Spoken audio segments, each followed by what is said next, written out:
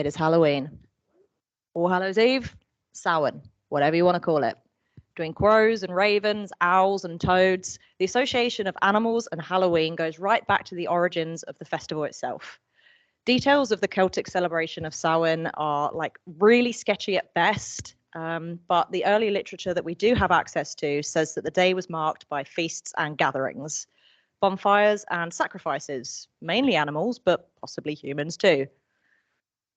Necessarily, this occurred at this time of the year because this is when the people believed that the burial mounds where they placed their dead would open into portals into the other world. In Britain and Ireland, we've been able to find that some Neolithic passage tombs are aligned with the sunrise. Is there a ghost in the room doing something with the lights?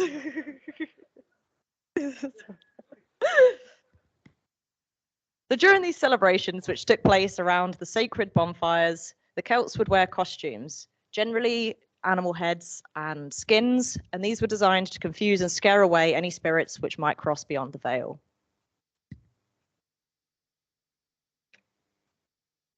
The massive light sources that these bonfires created would attract swarms of insects in the night, which then in turn would attract hunting bats.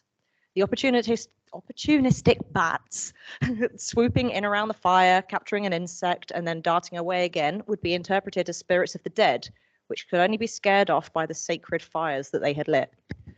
In Dante's Inferno, an epic poem which was written 700 years ago, he solidified bats as an allegory for the devil and the domain of hell. This famous poem describes the devil's wings as looking like bats' wings, and because of this, the association between bats became linked with witchcraft, the devil, and generally anything that was an offence punishable by death. There was one French noblewoman, Lady Jacqueline of Bayonne, who was burned to death simply because crowds of bats really liked coming to her flower garden at night, which is really, really sad. More recently, Bram Stoker solidified the spookiness of bats when he wrote Dracula in 1897. The vampire could turn into a bat, and then that was a parallel which was inspired by the real-life vampire bats drinking the blood of livestock, although those victims are generally not particularly harmed. But I'm sure someone who will be able to tell us even more about the vampire bats is Cecilia, who is joining us on Teams. If I just go over to Cecilia. You're good? Hi, everyone. Can you guys hear me okay? Yeah, we got you. Perfect. I will turn off my camera because my internet's not the best. Yeah, so I'm going to talk to you about bats today. I really wish that I could be there in person, but I am up doing my genetics work on my bat samples. So ironically, I can't be there. But I hope that you guys know a little bit about bats, and if not, that you'll learn a bit today. Bats are truly, truly amazing. My journey into bats, slide's not changing. There we go. Started about 6 years ago when I walked into a cave and I saw a hibernating bat. And although I have been sort of obsessed with animals my whole life, I realized that I knew basically nothing about it. And so I quickly sort of got into the world of bats and started researching them. And I realized that this is the second most diverse order of mammals in the world. And they are truly, truly diverse. So you've got bats that are smaller than your thumb, all the way from 2-gram bumblebee bats up to bats that are over 1.5 kilograms, the flying foxes. And bats are anything but dull. They really come in all shapes and sizes, from the painted bat, which couldn't be more appropriate for Halloween, really, to the Honduran white bats. You've got spotted bats with huge ears in North America, as well as hoary bats that are all furry and well equipped for the cold, cold winters in Canada and the US. And really, once you start learning a little bit more about bats, you realize that every single thing about their physical appearance and their morphology is linked to how they live and where they live. There are over 1,400 species of bats. This number is literally growing every single year at the moment. And basically 2 out of every 5 mammal species in the world are bats. As I said, bats come in all kinds of shapes and sizes. You've got bats with big, long ears that are able to literally hear a pin drop on the ground. You've got bats with huge nose leafs, complex ear structures that are all related to their echolocation and the way that they emit and receive sound. There are bats with broad, broad wings that allow them to hover. This is a very, very strong bat. It's able to carry pretty large fruit for its size. But you've also got bats that have that have narrow, long wings that are very, very fast. So the fastest flying animal in the world is the Mexican free-tailed bat. You've got bats that are beautiful, like this one, aptly named the Centurio Senex, which is Latin for the old man. You've got bats that have different structures like mohawks so that they can display for their females. And so bats are just as diverse as many of the animals that we can see during the day. The difference being that, of course, they've been sort of vilified and we don't see them. And so we don't necessarily realize how amazing they can be. Bats exist all over the world except for the most extreme poles. And like with other taxa, of course, their higher diversity is concentrated around the equator. What's really shocking here is sort of the colors in Africa and Asia are predicted to be way, way higher. And that's where a lot of new species are being discovered every year, especially with the development of new technologies like thermal and acoustics and infrared cameras and all kinds of things. But just to take a quick step back for anybody who doesn't know what makes a bat, bats are mammals just like us. They tend to give birth to one pup per year. They give it milk, they carry it in flight, or at least some species do for the beginning of its life, and they can carry a baby that's about a third of their weight. So that's the equivalent of a mom being able to carry a 20 to 30 kilogram baby on their nipple in flight. I mean, it's quite impressive. They all belong to the order Chiroptera, which literally stands for hand wings. And so their hands have evolved into a wing. Very, very broadly speaking, we talk about flying foxes, which is the old world fruit bats, the Pteropodidae family. And then you've got over 20 families of what we call echolocating bats. Echolocation is one of the things that makes bats really, really, truly amazing. There's few animals on Earth that can do this. And when you start studying echolocation, there's, I mean, a whole world out there because it's not just about how they communicate with one another. It's how they see the world. It's how they navigate. It's how they hunt, how they find their prey. Everything is related to their echolocation. And so it's really a fascinating aspect of these nocturnal animals. We, of course, have developed all kinds of acoustic technologies that now allow us to not only record, but visualize these. We can even now identify them in real time. We've got all kinds of artificial intelligence software that is literally, taking the step by step every single day.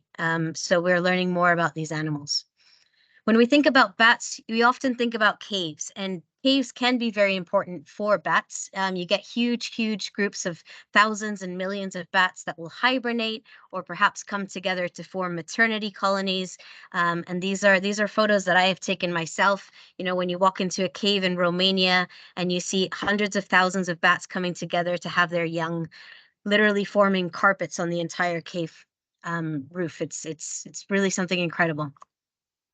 And it's a really cool place to study their behavior a little bit. But there's a lot more to bats than caves. Bats will use all kinds of structures, including, for example, foliage. So many of you might not know that lots of bats will roost in foliage. And not only do they roost in foliage, they actually make their own houses. And so, especially in the New World, there's lots of bats that will cut along the edges of leaves to kind of create what we call tents. So we call them tent roosting bats. This includes, of course, the Honduran white bat, which is a favorite for many bat biologists. This is in Costa Rica. They basically just bite along the ridge of the leaf and it falls down to form this structure that keeps them safe, mostly from the rain and from the elements.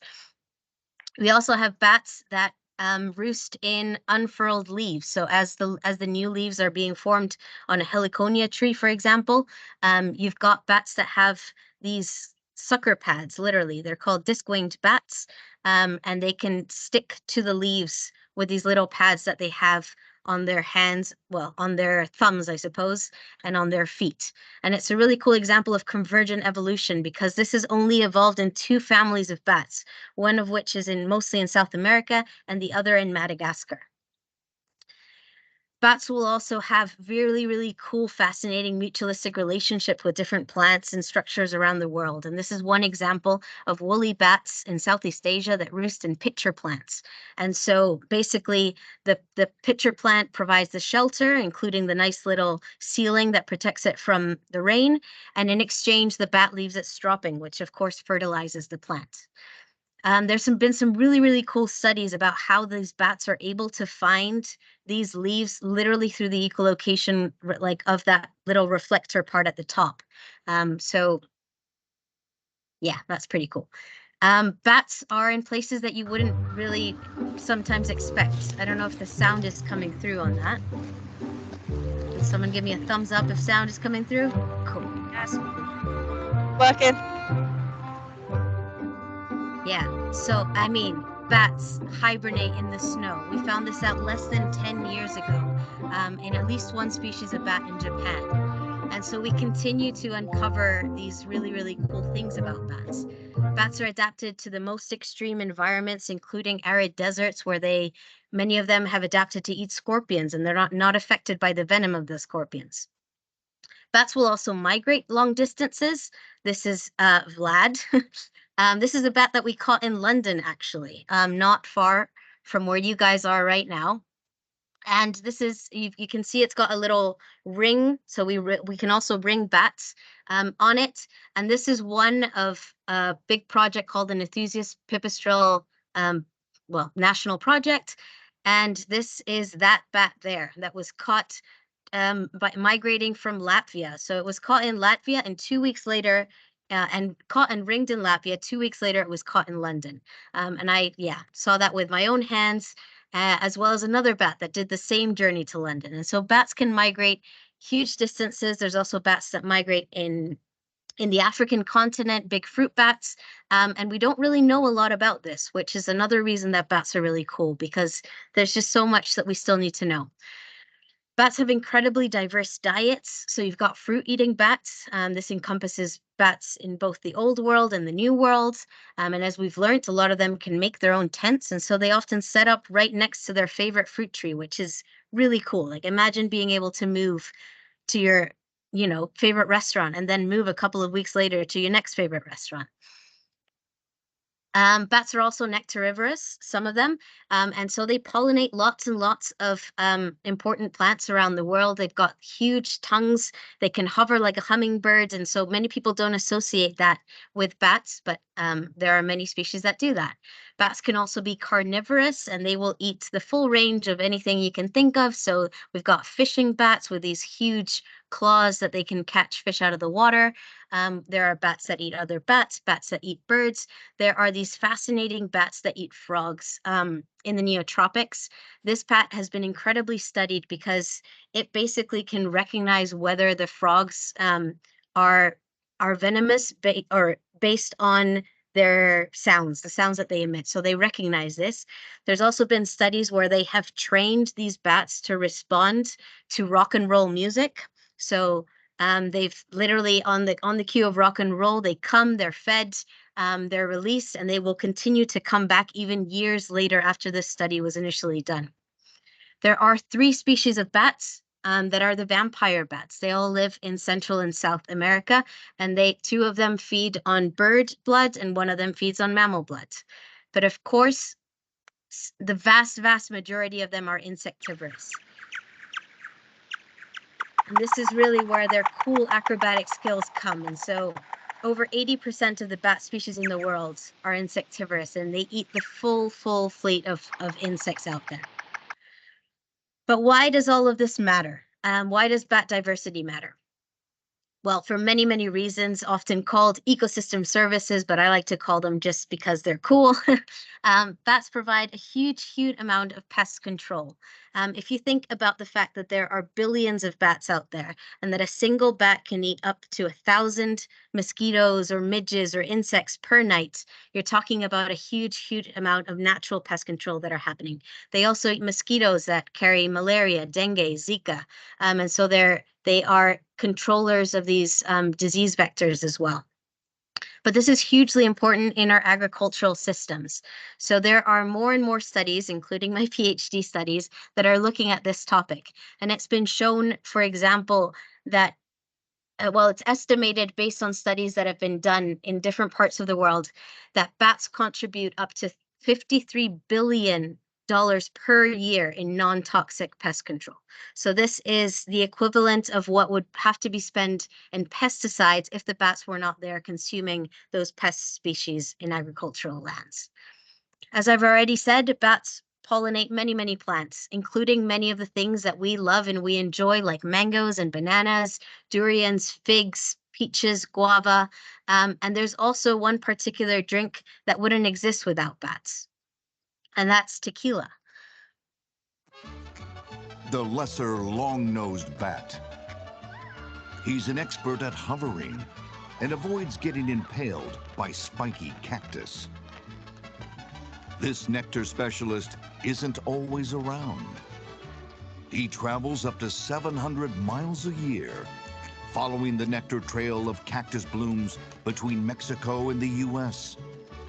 And evolution has helped him make the most of this sweet fest. His tongue is as long as his body and reaches deep into the saguaro blooms. His pale fur gets covered in pollen, and he transfers this as he feeds, from flower to flower.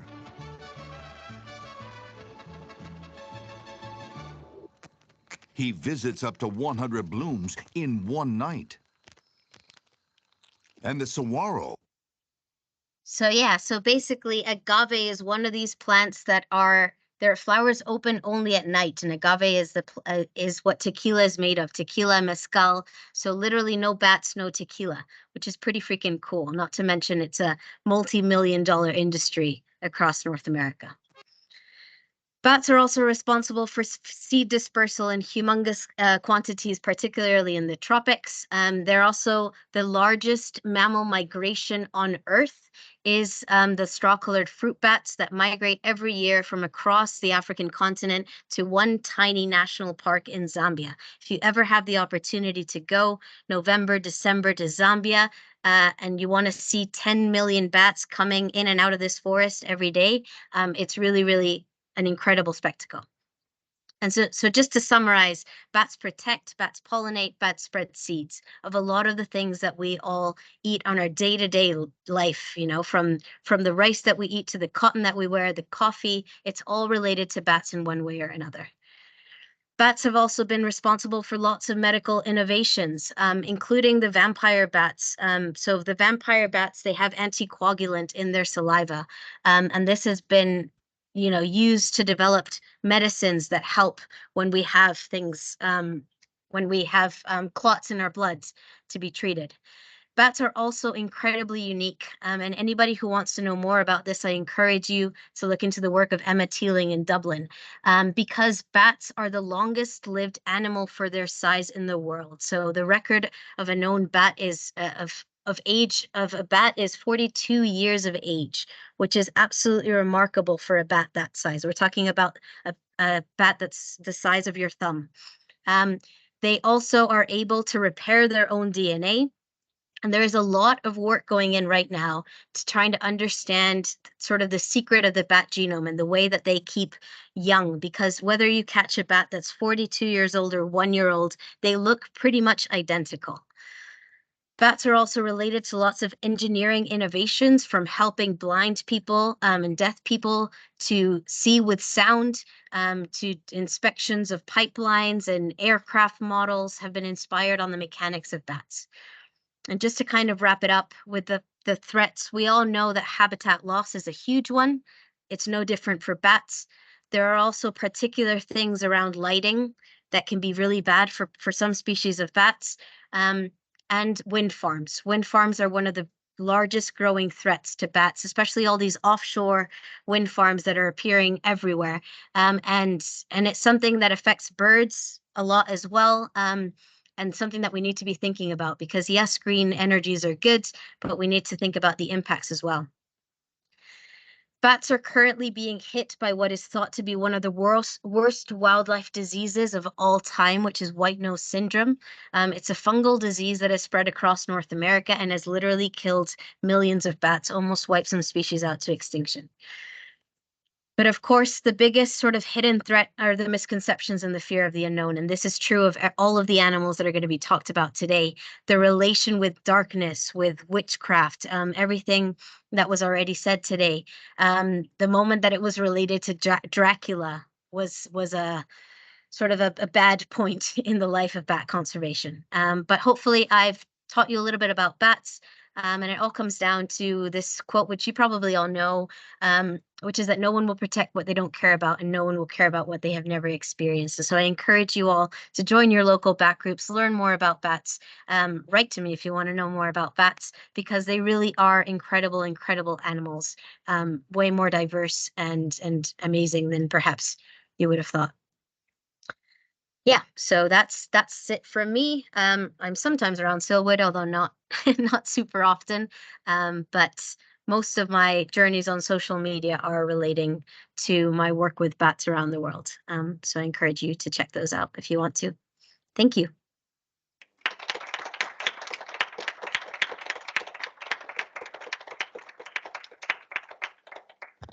Thanks so much for that lovely presentation, Cecilia. And does anyone have any questions that they'd like to ask? Yeah, okay, I'm going to go bring the microphone over. Okay,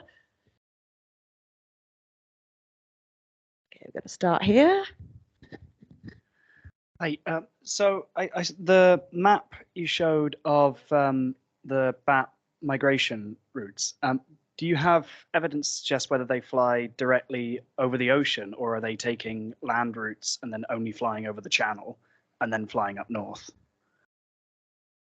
It's a great question. So this is part of an ongoing study. We're now using MODIS systems, which allow us to track them more, but we only get data from where we've got towers. So we know that they cross the channel.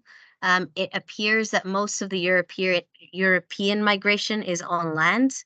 And to be honest, that's about what we know about the actual routes, because unlike birds, we are not able to put solar powered tags on bats because they don't last very long.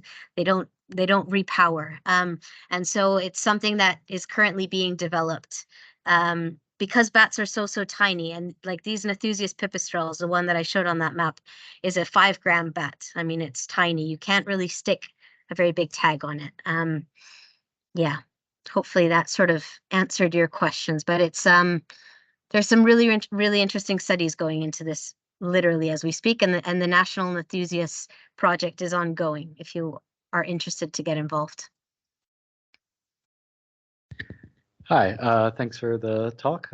This is, yeah, so my question is, what is the relation between basically the bat's ability to fly as a mammal, the mammalian flight adaptation, the genetic repair systems, well, not so much what is the relation, but is there a relation, and the lack of aging necessarily, which was probably something to do with the genetic repair systems, right?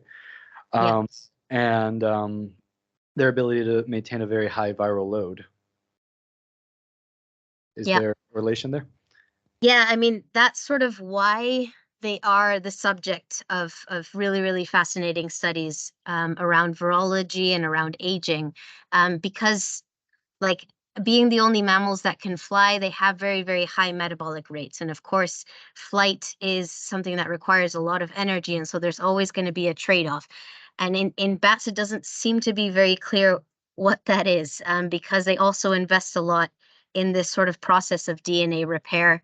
The high viral loads appear to be related to them, because not only do they have an ability to repair their DNA. They have incredible immune systems. So although they can carry a lot of viruses, they don't tend to be affected by them.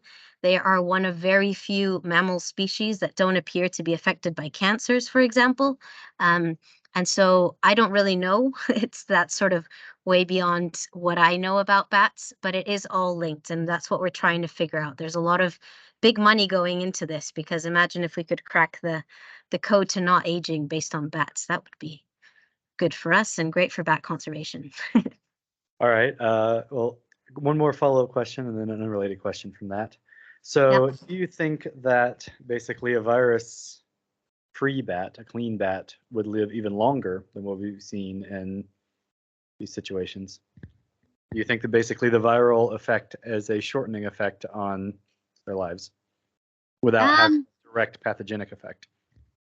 To be honest, I don't know, but I wouldn't suspect so, right? Because we all carry viruses. I mean, there's disgusting and fascinating studies done about the swabs of belly buttons and how many viruses we carry that don't affect us in any way. And so with bats, it's the same thing. They tend to carry lots of viruses, and something about them just they don't seem to be affected by them. I don't really know loads about virology, but it is interesting. And of course, the fact that they fly on top of that makes them dispersers, which adds a whole different dimension to the study. Great, thank you. And then the follow-up, the unrelated one is going to come to Kara Brooks' talk on in May 23rd. She's a big bat virologist person. It's kind of everybody. Is it in Silwood? It's going to be through Teams. Okay, cool. Yeah, Kara Brooks from North America, isn't it? Yeah, she's at UChicago. Yeah, cool. I'll definitely be there. Anything bats.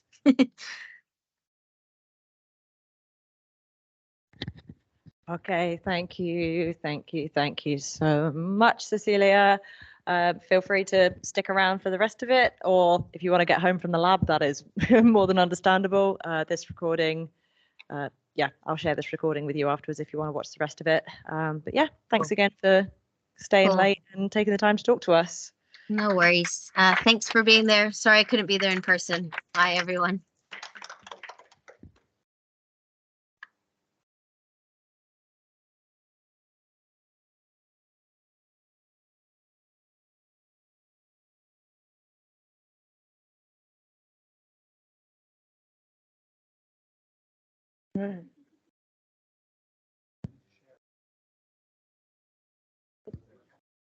This should still. This is. Teams is seeing this, yeah.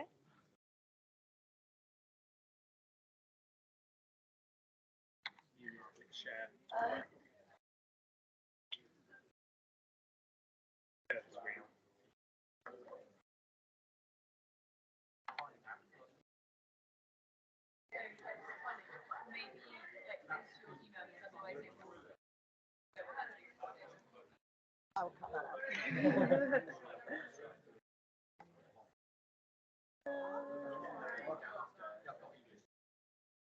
Minimize the meeting.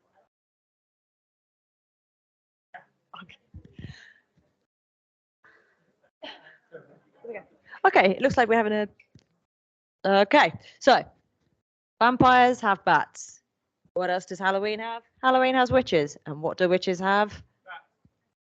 Witches have cats. Okay, so these days when we think about Halloween and cats, we think about black cats. But actually, the first surviving description of a witch's familiar is of a white spotted cat, which was called Satan.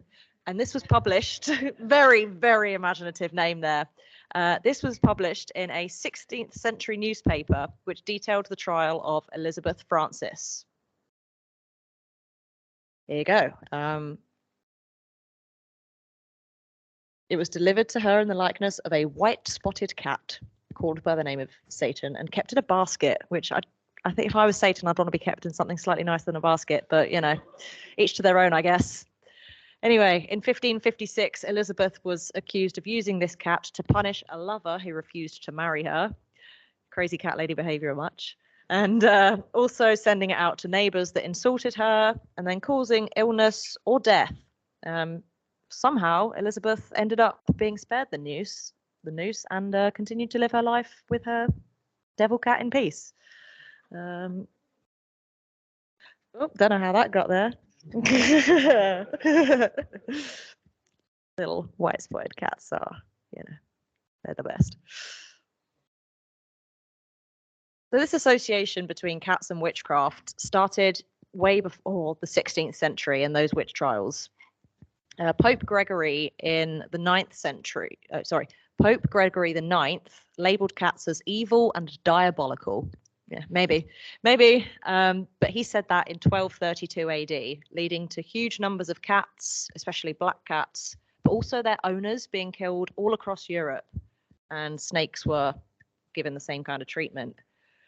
But this reduction in predators caused a spike in the population of rodents moving between the continents through the rapidly establishing shipping routes, particularly coming from Asia, where the rats were endemic, and being brought across on ships through into Europe. Because of the lack of predators, the number of rats went up, and as the number of rats went up, the number of fleas that the rats were carrying went up, and these acted as vectors for the Black Plague, or at least this is what they got blamed for. And this killed 100 million people, which is between a third and 1/2 of all the people in Europe at the time. So the spread of zoonotic diseases through human manipulation of animal populations is absolutely nothing new. That's where I was about to end that slide, but when I was looking for a reference earlier, in the interest of rigorous science, I thought I'd better go double check it, and I found a paper that mentions that they've just been modeling plague epidemics. This paper was published in 2018, and it strengthens the theory that the bubonic plague was primarily spread by fleas and lice that only live on humans. So all of this blame that we have been placing on rats, cats, and even the fleas may have been incorrect the whole time. In 2021, The Lancet declared that the tale of rat-borne plague now suffers from an absence of a protagonist. So that's really rather embarrassing. The true culprit might have been living in the seams of our clothes all along. But one thing that is not suffering from the lack of a rat protagonist is the Unloved Animal Club today, because even though she is hopefully asleep on the other side of the world, somewhere safe in the jungle, we have Sui's video. Okay. Hello everyone, my name is Sui from Malaysia. I'm a small mammal researcher with the SAFE project. As some of you may have heard of the SAFE project run by Professor Rob Ewers of Imperial College. The SAFE project is situated in Sabah in Malaysian Borneo. I've been studying and working with small mammals now for the past 6 years in the Bornean rainforest, understanding the impacts of forest fragmentation and logging on small mammal communities. Today, I'll share a bit about the interesting life of forest rats in the rainforest of Sabah and why they deserve our love and attention. Firstly, whenever I tell people I study forest rats in the rainforest, this is the first image that people think of, a city rat, which is usually a Rattus rattus, a black rat, or a Rattus norvegicus, which is a brown rat. And usually everyone tells me all the negative perceptions they have of rats, such as rats are dirty, they steal food from kitchen, they spread diseases. In terms of spreading diseases, unfortunately, currently in the news, there is some truth to this. According to the United States Center for Disease Control, the US CDC, about 1 million cases of leptospirosis, which is also commonly known as a rat pee disease, is detected annually in the United States, with about an estimated 60,000 deaths recorded in the United States alone. In Malaysia, we currently do not have exact figures on the number of infections and the number of deaths. However, it is a local, it's a major public health concern, and local authorities have sent out notices and created awareness to tell people to be careful when they go camping, hiking, or when they go swimming in waterfalls. So much so that it leads to further negative perceptions towards forest rats and all rats. Rats are also considered pests, and in Malaysia, they're generally perceived to be oil palm plantations' biggest threat. So oil palm managers here associate many small mammal species, in particular rats, with major crop damages. The Oil Palm Board of Malaysia reports 7 to 10% of palm fruits are damaged by rats. This causes a huge amount in economic loss that runs into millions of Malaysian dollars. The extent of the problem is so large that the Oil Palm Regulatory Board had to implement the placement of barn owl boxes in these estates to reduce the use of rat poison. So this is an image of a lush rainforest in Borneo. But what if I were to tell you, without our little mini engineers, the forest rats, this forest would not be possible. These are our little forest engineers in the Bornean rainforest, the spiny rats they're also known as the Maxonus spiny rats of Borneo. In Sabah and in almost the whole of Borneo, there's only 6 Maxonus rat species, and they are part of the Muridae family, which is a super rodent family found mainly in the Indo-Malay region. These Maxomys rats, they live 3 to 5 years. They feed on seeds, nuts, and some invertebrates. But that's mainly what we know about them. We know very little about their life history and if anything else about their basic ecology. These forest rats in tropical forests, they are very, very important for seed dispersal and for the predation of seeds. They are also crucial in terms of seed caching, in which these forest rats, they hide seeds in their burrows, in their nests, stowed away, and allows these seeds to germinate when conditions become favorable. These actions of predating, moving seeds, and caching seeds is vital in shaping the rainforest structure and its composition. In a lot of ecological studies in tropical forests, we do use a lot of forest rats as well as a model because simply they're easy to handle. They do not really stress as much as the squirrels and the other small mammal that we have tree shrews when caught in live cages. So it's very easy to handle and it's a very good model we can use. So I used forest rats to understand the effects of logging roads for my master's. Also, many people use forest rats to study the effects of dam development and also to understand pesticide use in forests and also habitat changes. So figs, as some of you may be familiar, are keystone species in tropical forests simply because they provide food for many, many forest animals such as hornbills, gibbons, and are available almost throughout the year. While figs we know are pollinated by fig wasps, many small mammals, for example, as you can see in the photo here of a Maxomys raja, I also refer to them as having a Napoleon-like nose. These rats, they are critical seed dispersers for some fig species in the tropical rainforest. Some studies have also shown that Maxomys rats fill very important niches as seed dispersers after the habitat has been altered through logging. So in heavily disturbed tropical forest habitats, when large mammals are hunted out locally or extinct from the area, these small little forest rats fill the role of being seed dispersers. And in the case for Sabah, where the rhinoceros has gone extinct, these Maxomys rats have been shown to be playing significantly more important role in terms of seed dispersal. The forest rats in tropical forests are also important for the regeneration of tropical forests. Forest rats are assumed to also be the most abundant terrestrial food source available to many apex predators and higher trophic levels in the rainforest, such as the charismatic clouded leopard, Malay civet, and pit vipers.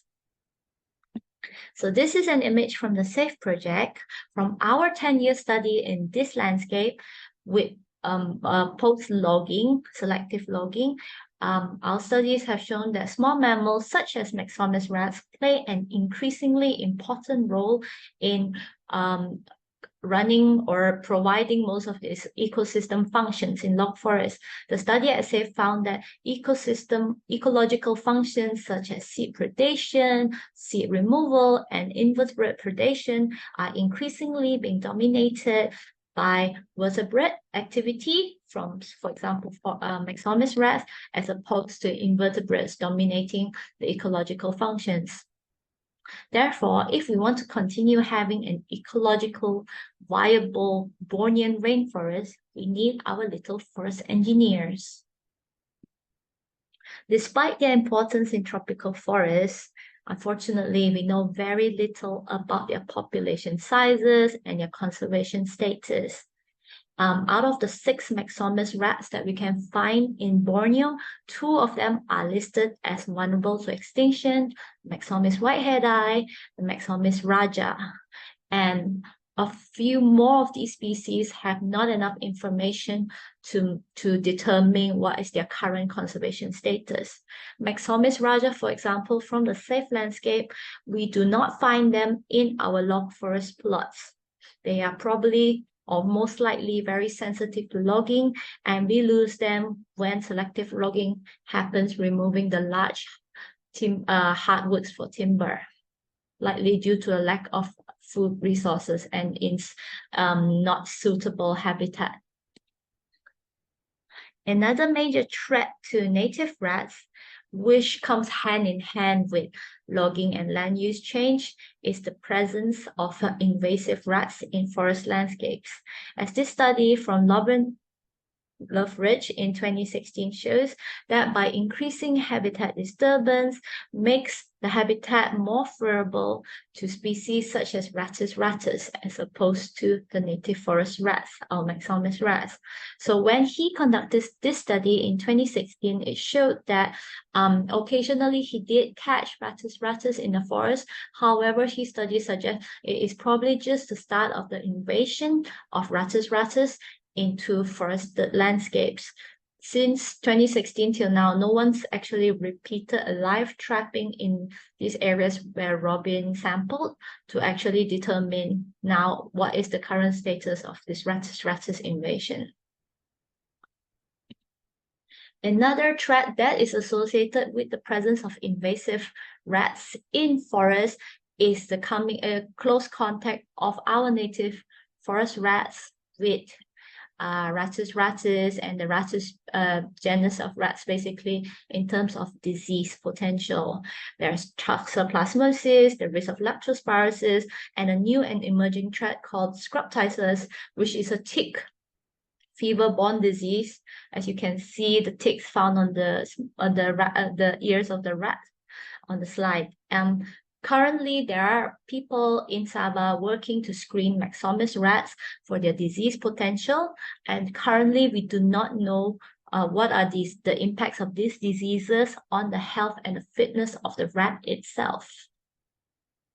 Another study that we did at the SAFE, we wanted to understand if Maxomys rats actually crop pests. And our results from Bill Chapman in 2019, he showed that he only caught 1 species of native rat in the oil palm, while Rattus rattus, Rattus norvegicus were abundant in the oil palm.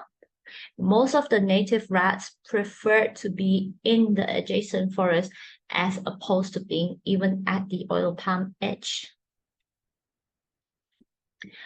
With having said all this, all our studies seem to suggest that these little forest engineers of ours, the Maxomys rats, are very crucial in ensuring and delivering ecosystem functions, especially when forest has been logged in a tropical rainforest.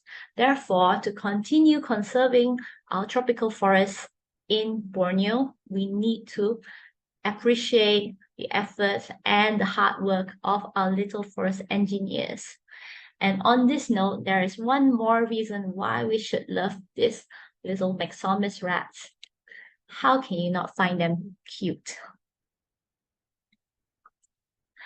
And I usually try not to use images like this on about rats because it just reaffirms people how scary rats are. But in conjunction with this Halloween special Unloved Animal Club edition, I shall leave you with two creepy images of Maxomus rats that I caught from the field. One is a caught on camera trap of a Maxomus rat that is not known to have any records of cannibalism, removing a lab rat that I used as a carrion bait for a scavenger study recently. And another is, this is usually how we detect Maxomus rats on our camera traps as they are nocturnal animals. So it looks quite creepy. Okay, thank you for listening, everyone. Happy Halloween.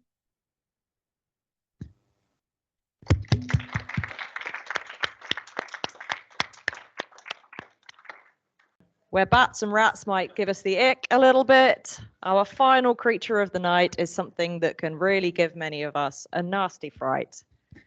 If you're arachnophobic, you should probably look away, but honestly, not quite sure where you came here in the first place. But this is your final warning. Rats spin their webs in dark corners. Thank you, Francis. I always said bats. Spiders. Spiders spin their webs in dark corners in haunted houses, and they avoid your half-assed attempts to dust your rooms and get them out the corners. Spiders do get a bad rap. This time of the year is particularly big spider season because the giant house spiders, the big ugly brown ones, start moving around more. You start seeing them crawling along the floor, popping up under your pillow if you're really unlucky. But this is generally the male spiders just looking for a date before they die because they're not going to survive the winter. So next time you think about, kicking that spider out, stepping on it or chucking it out the window, it's his last chance. Take pity on the guy. Here to convince you to have a little more compassion for these spiders and let them do their thing, we have Francis.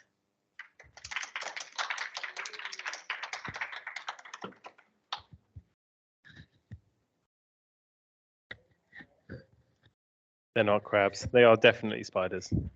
Always spiders. That's my beer. My beer.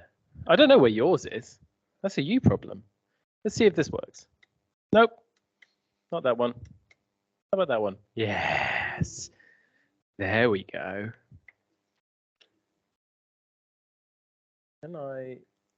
Let's reload that.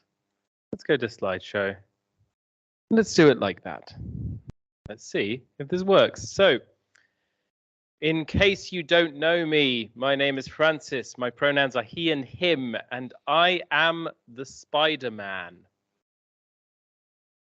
I'm here to talk about spiders. If you're an arachnophobic, I would really recommend you go to the nice comfy sofas over there and listen and don't watch. That is more than fine. Bye. You are loved and valued, but now is spider time. Miles, you can go there forcibly if you choose. So, you wake up in your cabin in the middle of the night. The power's gone out again. It's cold. Shit. The generator's outside. So you get up, you wrap yourself up in your big coat, you put on your boots. The owls are calling as they always do. There's a lot of owls. And you step outside into the night.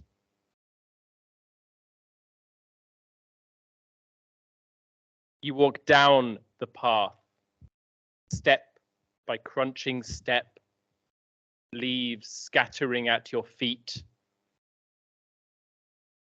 And as you look out into the pitch black, feeling your way around, you see a glint.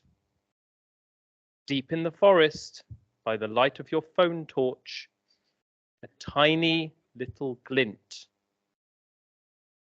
And as you walk further and further into this forest to get to the generator, which someone decided to put out there like an idiot, there are more glints. There are more little spots of white in the undergrowth.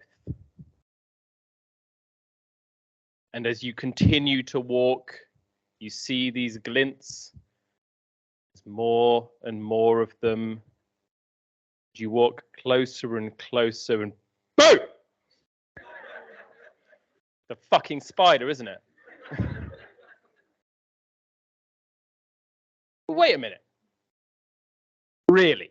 Really, really, really? Are spiders all that scary? Like, I know they have this reputation. They have this feeling that has been passed down through generations of folklore and media. Are they really all that scary?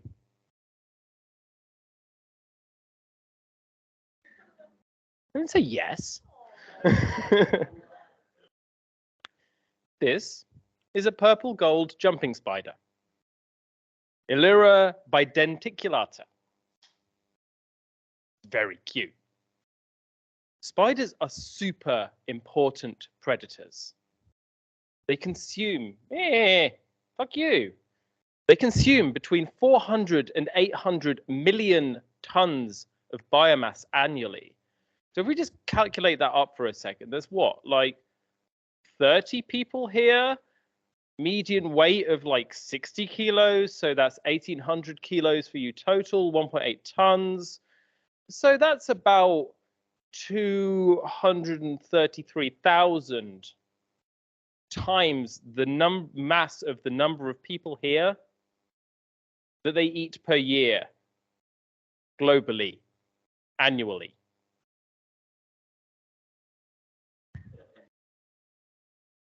We have the sofas.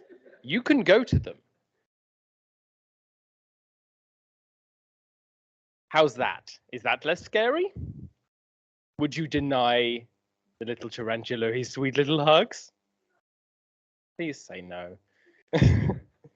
Spiders are exceptionally important for ecosystems. They are incredible pest control. They are generalist predators. So they will eat anything and everything that is small enough for them to eat. You are very likely not small enough for them to eat. In fact, most of the species of UK spider, which is where we are, don't even have long enough fangs to pierce your skin. And even if they could, they don't have strong enough venom to really even hurt you. There's a few of them, which if you bat them around a bit, might try and bite you, and they might succeed. But realistically speaking, if I try to bat around any single one of you, you'd probably try and bite me. And you'd probably succeed. Spiders exert top-down control throughout terrestrial ecosystems. They sit there on the ground. A lot of the spiders are actually ground-dwelling. So rather than weaving the webs that I tend to study, and you'll know me as studying, they're actually more like foraging predators. They'll walk around and they'll pick off what they can. And honestly, come on, that's cute as hell. The artists of the medieval period had a slightly weird view of what spiders looked like. It's not far off. Really? I mean, it's got 8 legs. It's got a head. It has a big old bulbous body, but like, I think we can all agree there's a certain something missing, a certain je ne sais quoi that is missing from this. However, those in the medieval period did actually know about spiders, and they knew about the spider webs at least a bit. And in fact, going back further, spiders were, they were renowned as spreaders of disease. And also they were demonized as the familiars of witches. Now, spiders do not really spread disease for humans at all, but I have it on good authority from our dear pet witch here, Holly, that spiders are very good familiars. And that, funnily enough, is why we gather all the spiders' webs around for Halloween, because it's linked to witches, and we all love a good witch. Because if you don't love the witches, then you die. It's fine. Spiders are also medically relevant. And in fact, going back to that 18th century, not quite medieval times, but a bit later, they were using spiders' webs or spider silk as a suture. So they were using it to hold together the edges of wounds like we use kind of dissolvable tape now. They were using that as a form of suture which would dissolve when the healing is done, which is something that we're investigating again now as a nice way to mean that you don't have to get your stitches removed. You just get to have them and then they go away. And in fact, this very natural, I use this word, I hate the word natural in a way because sort of everything's natural, but in this particular case, there's a joy in having a natural filament that can be used to build structures, because you can use it as a scaffold for tissue reconstruction. So if you have had quite a big burn and you need to have tissue regrafted onto your face, there's work that's being done right now to allow you to use a scaffold of synthetic or semi-synthetic spider silk underneath that to keep it in a sort of shape. And then when the tissue is grown back and it's reattached and there's blood flow and there's immune response, it doesn't inflame. It still goes away. It's ideal. You don't have to have this big plate taken out of your face. You can just have the spider silk go into you. Extra protein, eh? Spider venom is also pretty interesting. There's a lot of different spider venoms. A lot of them are neurotoxic. That tends to be the way that they work. But the joy about neurotoxins is they work on your nerves and they work on the way that your nerves work, which is a bit of a tongue twister if you think about it. They have shown promise as a therapy for stroke victims to reduce the chance of relapse and also to increase in the chance of neurological recovery after a stroke. They also are showing some pretty good signs in early tests about being good for reducing chronic pain symptoms, which tend to be fairly neurologically linked as well. And also, aren't they so cute? Look at him, he's just little Lucas the spider. Let's talk about spiders. Spiders are leggy boys, aren't they? In fact, that is the one thing they tend to be really known for, is that they have legs. They have quite a lot of legs. These legs are actually kind of interesting. And there are some theories around whether the way that their legs work contribute to why people are arachnophobic. You see, spiders lack extensor muscles for two parts of their leg. So instead of pulling with a muscle to extend like we do, they have to use hydraulics. So they have to compress the hemolymph inside their legs to a higher pressure, which causes them kind of like if you were squeezing on a balloon, like a sausage balloon. You squeeze enough, it goes. That is exactly how their legs work. So they squeeze and they pressurize and the leg goes out. And then they unsqueeze, and then they still have the retractor muscles, which then pull it forward. They squeeze, and then they pull it back again and again. The leggy boys have very interesting legs, but this is a very unnatural sort of movement for us as humans who have these extensors and contractors. Very unnatural for us to see. Can be a bit weird. Also, you cannot convince me that this particular spider, which is, let me get my note, the Nemo peacock spider, Miratus nemo. You cannot convince me that it's not BB-8. Look at it. Really, just BB-8, but spider. Like, come on. It's literally just a spider that is BB-8. Promise. Spiders are jumpy boys. Well, some spiders are jumpy boys. Specifically, the jumping spiders are, in fact, the jumpiest boys of all of the jumpy boys. They are very jumpy, though. This is a bold jumping spider. Phibidus audux, apparently. Now, you've seen, or you probably will have seen, jumping spiders sort of edging around, and they kind of twitch, twitch, twitch, twitch, bang. They just go, whee, all the way over.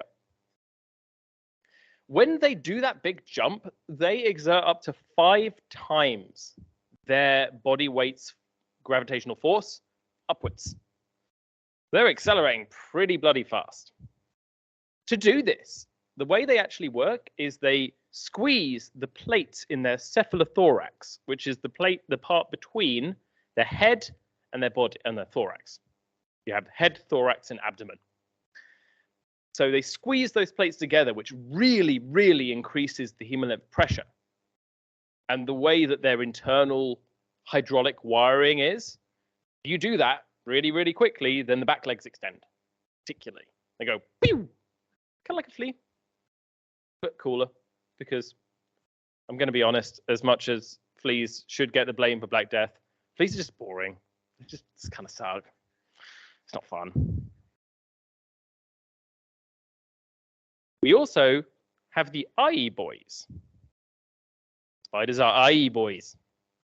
I'm using boys in the very gender neutral sense here, by the way, just in case you hadn't noticed. All spiders have eyes, not just the males.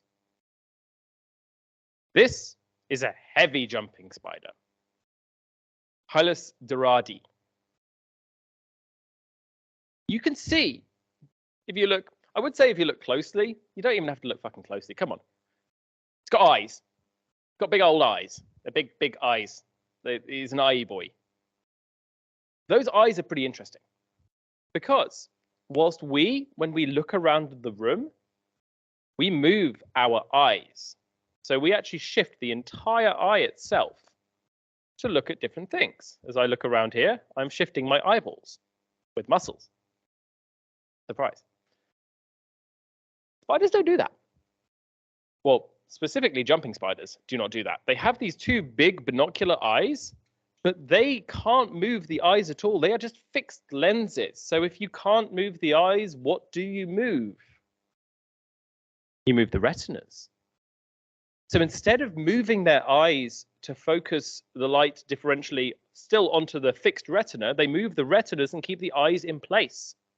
They can move these retinas really fast. They're very highly muscularized and very highly vascularized. Well, the equivalent of vascularized, but for hemolymph and spiders. So they have hydraulic legs. They have eyes that don't move except for the internal parts which do move. And also they kind of like fancy dress. You see, I have a game for you. Guess which of these is an ant and which of these is a spider. Give you a few seconds. I'll have a drink of beer.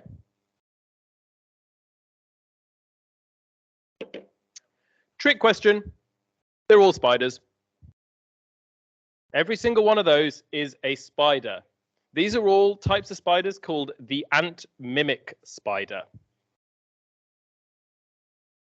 So as you can see, their body structure is very much built to be ant-like, as the ant mimic spider would sort of imply. But it is quite exceptional how good they are at mimicry. Now, this does come at costs. So if you're trying to look like an ant, then you have to sort of look like an ant. Ants have very small bellies. In general, they're pretty thin. That's going to put restrictions on the amount that you can grow. So ant mimic spiders tend to make a lot fewer eggs than other sorts of spiders in similar genre. These are the Myrmeracne for anyone who is keeping track of the Latin names I'm trying to pronounce and sometimes succeeding. And they actually mimic these ants for protection. Spider eating birds, spider eating spiders, spider eating, well, really many things. They've all been demonstrated to eat fewer spiders when they are disguised as ants instead. I guess because ants are, if you pick on an ant, then the rest of the colony comes for you. We don't really know the exact mechanism or the reasoning for it because the things that are preying on these can't tell us. They're also good at mimicking other things. This is not a ladybird, this is a spider. This is not a ladybird, this is a spider. Paraplectana sushimensis. Jesus. Okay, these are just getting harder and harder. I don't know why I put them in this order. I should have front-loaded it with the hard ones. But again, as you can see, that looks a lot like a ladybird, especially from far away. Like, you see that? You're a bird, you've got a weird color system in your eyes. Maybe you've only got 2 cones. You're seeing that and you're going, oh, mate, that looks like something that tastes disgusting.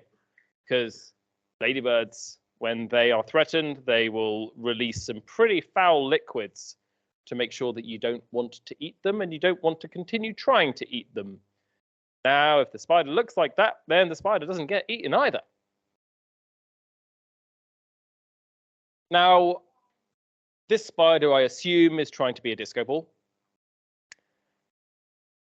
It is another interesting sort of spider. In fact, this is a whole genera of spiders. So this is the Thwaitsiae, or Thwaitsia species. And they use this sort of mirror ball as an anti-predator mechanism as well. It looks weird to a predator. The predator goes, nope, nope, I don't want to eat a mirror ball. There's other things I could eat which are better. So I will. And in fact, it's quite interesting. These mirrors are guanine crystals. So that is the same technique that morpho butterflies use for the weird sort of iridescent color in their wings. That is, again, hexagonal crystals of guanine. This is just a different form of it, which does even more reflection rather than doing the semi-reflection slash, I think it's Raman scattering. It's not Raman scattering, it's Rayleigh scattering, I think, within the guanine crystal, which causes the morpho to be blue and these to be silver instead. Slightly different structure, same thing. And when they get threatened or when they are feeling different, they might go to an even more disco ball-y look. You know, just for the lols, just to be a bit of a party spider. Yeah, why not? Spiders also try to look like other things, like pumpkins. This is the orange tortoise spider. Enciosacus sex maculatus, which don't try and say quickly, seriously. Adorable. Again, I think we can all agree. It's tiny. It looks a little bit like a tortoise. It looks a little bit like a pumpkin. It is all cute. How about this one, who has decided to come as a skeleton? The Skeletorus, also known as Miratus skeletus. And yeah, it's got a rib cage. Didn't really get the memo of how human skeletons work, but also this is an invertebrate. I think we can give it a little slack. But this one, who came as a happy face. Look at that. Big old grin. Too many eyes, I'll admit, sure, but overall, really happy. It's called the Hawaiian happy face spider, Therodon grillata. And these, again, are only found in Hawaii. Hawaii being a particularly interesting place because it's kind of out in the middle of nowhere, which means that spiders can't really get there by land. And spiders aren't actually known for their flying that much, except that they kind of are, because young spiders, when they are very young and are very light, what they can do is they can release a bit of dragline silk. What this does is it actually has an opposite charge to the ground, and so it repels off the ground. Going into the air, it then gets dragged into the air like a sort of reverse parachute and gets dragged up into the sky, into the stratosphere, quite literally, and they fly along. on something like the jet stream. And they will continue flying until they land. They can go thousands of miles. We have records of spiders going 8,000 miles plus. And so that's actually how they got to Hawaii, is they flew over, they found that there aren't any fucking spiders here. I guess I'm going to be the big spider in the building. And then a few more land. And then a few more land, but like not that many. And so there's a lot of niches to fill. You can't fill all of the niches at once. And so it makes sense to, over time, turn into certain completely novel groups of spiders. A little bit about Hawaiian spiders for you. We also have this one. Now, when he saw the fancy dress message, I think he misinterpreted it a bit. But we can all agree, again, absolutely adorable. This is a type of peacock spider. This is the flying peacock spider, I believe. And the wonderful thing you may know about peacock spiders, they kind of like to dance. They enjoy a little bit of a boogie, a little bit of a party. This is their mating dance. And who wouldn't want to? You know the other beautiful thing about them? Kind of exploitable. More Star Wars references. We really need the yum, yum, yum sound for this. So, in conclusion, spiders are super important predators for ecosystems as a whole. If we lose the spiders, we lose everything. Because you lose the spiders, what do you think eats the mosquitoes? What do you think eats all of the aphids? It's usually spiders. There's a lot of them. There's a real lot of them. More than you kind of want to think about. But that's okay. Because as we've seen, they're actually kind of cute. They're actually kind of cool. It's fine. They're also very useful for medicinal purposes. I haven't even touched on metamaterials. Spider silk has a tensile strength stronger than copper. Nearly as strong as mild steel. That's pretty cool for a little bit of protein exuded by a spider that big. They're just really cool. They're just cool. Spiders are cool. And also, they're just cute. They are just cute. So, I will leave you with this wonderful gift. And if you have any questions, I would love to answer them.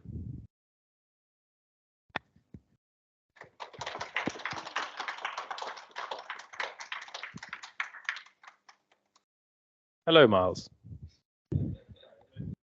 I don't know anything about spider virology. No, because otherwise they can't respond. Is that okay? You know. Thank you. Right. So with the guanine crystal spiders, does the overproduction of guanine have any weird effects on like the actual DNA structure?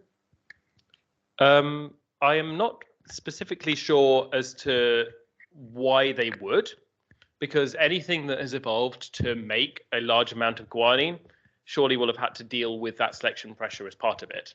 So whilst yes, it probably they had to do some evolution to be able to reduce that amount. In the end, it's just another protein you're making, which will then crystallize to that guanine specifically.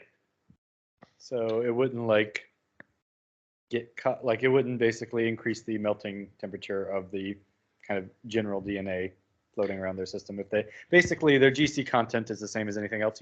In general, yes. So their GC content is in the same way again as morpho butterflies. Their GC content in their actual body is basically the same. It's only in those differentiated parts which are not the same. So in the case of that mirror spider, it's just that like surface of the thorax, and in the case of the wings of a butterfly, whilst pretty tricky to repair, those are pretty heavily differentiated from the general body. So I think it happens on a developmental level. I'd need to look at that a bit further, but I would like to. That sounds really interesting. Yeah, I thought so.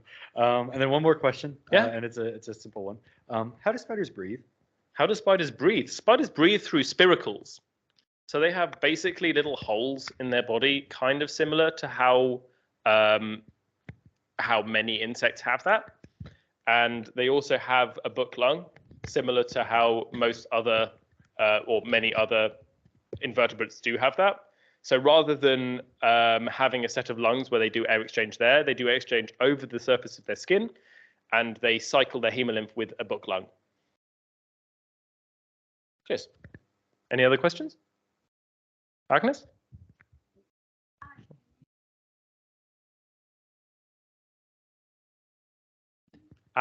So can I explain in the first video why the spiders were shining?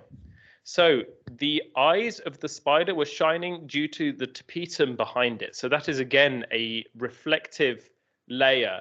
The current theory goes on tapeta in this, it's the same method as cat's eyes glowing in the dark, or rat's eyes glowing in the dark, or bat's eyes glowing in the dark. They have essentially a lining behind the eye, which is reflective. And what that seems to do is it seems to increase your sensitivity to light. So as light bounces in, rather than just bouncing in and getting absorbed by the parts of the retina that can't see, it bounces around and comes back. So it acts as a light enhancer. But also it will reflect out as well. Yes, please. Sorry, your name. Oh yeah, can you find spiders with large eyes in the UK? Yes, you can. There are many sorts of jumping spider within the UK. In general, within the UK, there are over 350 species of UK spider, including one which is only found at Silwood. That is a money spider. That is not a jumping spider, but you will see jumping spiders if you look on fence posts or on walls. Probably around this time of year, you might see some, and they're not quite as pretty as those ones, but you'll see their big eye. You can see their big eyes if you want to. You can always not look for them. That is fine. But yeah, you can find them if you want to find them. You can completely steadfastly ignore them if you want to completely steadfastly ignore them. Sasha, you had a question? Does this apply to sea spiders? No, it does not apply to sea spiders. Sea spiders are not a real spider. Are they crabs? Sea spiders are closer related to crabs than they are to spiders. I don't actually know if sea spiders have hydraulic legs. I don't know if crabs have hydraulic legs is the question. I think their legs are muscularized, in which case I think that the sea spider would also have muscular legs.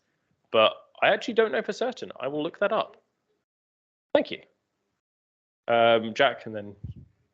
So you said that people used to use the spider silk for medical purposes to suture up wounds. How did they collect the silk? So there are a few ways you could collect the silk. My expectation is they probably weren't collecting it in a particularly clean way. So we're probably basically going whoop, and then kind of weaving it together and then using that. What we can do now is we actually have these what look pretty nasty, but are actually, I am assured, are completely harmless spider weaving rigs, where you essentially trap a spider sort of spread eagled, and then you have this little loom, and as it expresses the silk, you pull the silk out, and you can weave it onto a bobbin, and then you can just spin with it. So I don't know if there actually are many historical records on exactly how they collected the silk, but that would at least be my assumption, is they probably just went, whee. Thank you. Can you elaborate on why people are afraid of spiders because their legs are crazy? And also just why I can look at a praying mantis or those ant-like spiders and be fine, but like other spiders are just like horrible? So arachnophobia is one of the more common phobias that people have.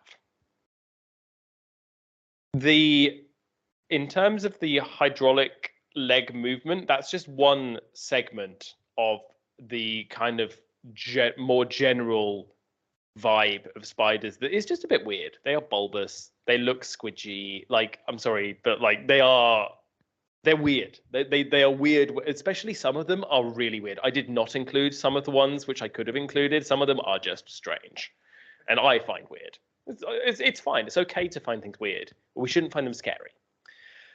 In terms of more generally, why arachnophobia exists and like why people are scared of spiders and why you can deal with certain spiders but not other spiders. Well, I mean, obviously there must be a partial morphological element because otherwise you wouldn't be differentiating based on what they look like. So to an extent, it must be morphological. In general, people tend to be more scared of the ones which look like they are either very gangly or very bulbous. This is just personal observation. I have to give a lot of talks, and the talks I give, I always have to give content warnings ahead of time. So I get to talk to a lot of people about why they're scared of spiders. The other thing is just probably cultural. You see, a lot of people, as they are growing up and as they are taught by their families what to do, what to not do, what to touch, what to not touch, they get told, oh, don't touch the spiders. The spiders are weird. Yeah, sure. Play with the worms. Yeah, they're fine. But no, don't touch the spiders because they're weird. We crush the spiders. I've seen this. I've seen this being taught to kids from adults and had to be like, yo, maybe don't kill the spiders. So I think there's a huge cultural element as well to spiders being generally considered to be weird and thus being perceived as weird. So it's sort of self-reinforcing. I think so. Exposure therapy has actually showed a lot of promise with spiders specifically, with arachnophobia specifically, including VR exposure therapy. So where you do not have a spider anywhere near you, you just looks like you do. And that's shown major help for many people who are arachnophobic, which I think is a good thing. Realistically speaking, spiders are going to be everywhere. You cannot stop them. So it is much nicer for everybody if you just deal with it. But also it takes time. They are scary. They are weird. Like, that's a cute spider. There are some not cute spiders. That's my thoughts. There's probably more information online in some very respectable journals somewhere, like some weird psychology journal that no one reads. Any other questions? Aoife? How do they know that spiders? How did they test that? So they found spiders that were well outside of their ranges on different continents. Okay. So no, they didn't tag them. They have actually looked into GPS tagging them. It's really hard to GPS tag something that's like that big max, and especially when you're tagging it as a baby, which is maybe like a millimeter. But they are actually looking into nano tagging, and also, yeah, it was just way outside its range. Right.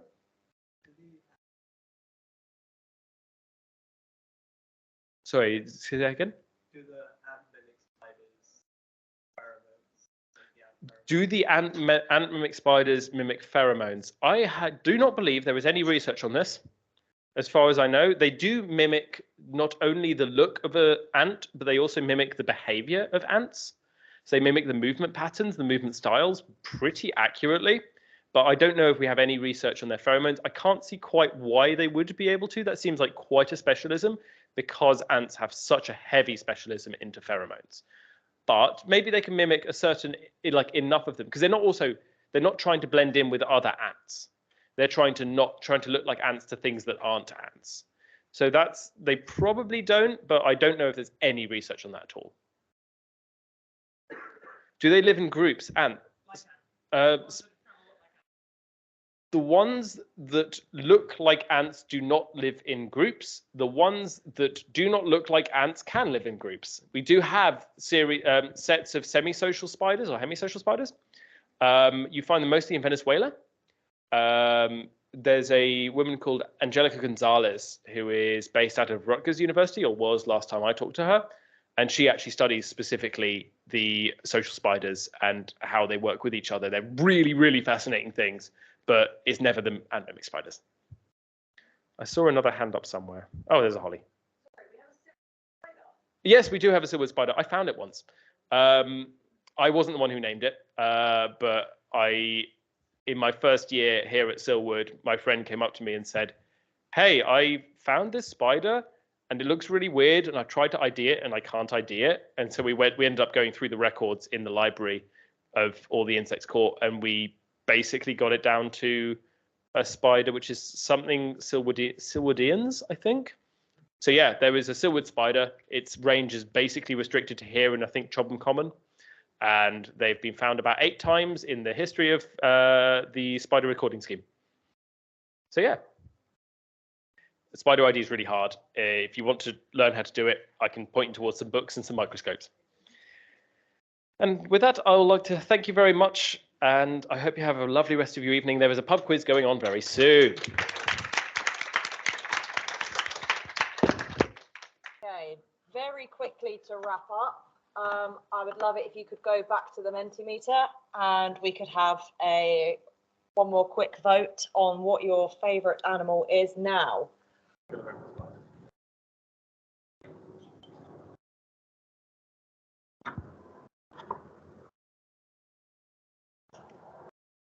That's undisputed, I'm sorry. But I don't think that's unloved. That's my real gripe. My mother would say otherwise.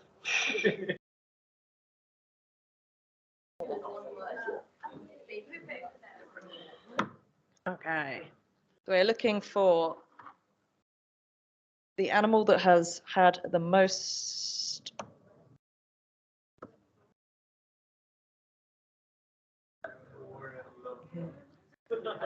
oh. No, you know what? So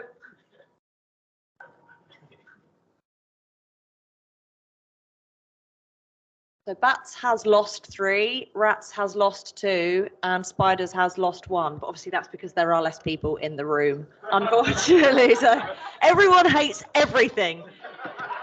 There is clearly a way to really tell. Congrats to all of the animals. Well done. All of the creepy, scary Halloween animals. Thank you very much for coming tonight.